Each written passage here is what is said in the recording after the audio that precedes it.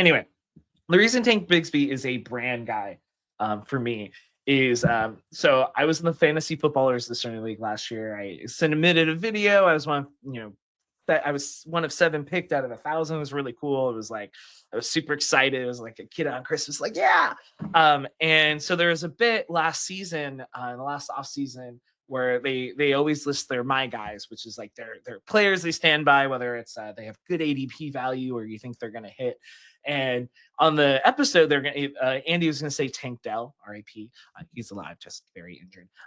And they edited to say Tank Bigsby, and he kind of, they were making fun of it, how bad Tank Bigsby was. But at that time, I'd actually seen a training camp report from the Jaguars beat writers that are like, actually, Tank Bigsby's like good. Like he's not what he was last year, and it's a different, it's different.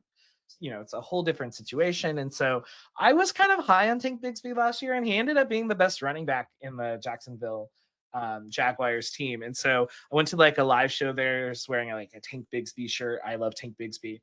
And so in the league, I faced Andy, and I drafted Tank Bigsby as like one of my last picks, 100% for the bit.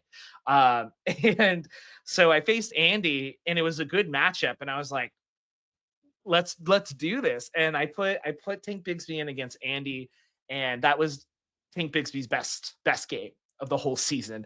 And Andy in the next pod was like, I got Bigsby over the weekend in multiple leagues. Well, I was one of those leagues. So Tank is deep down a brand guy.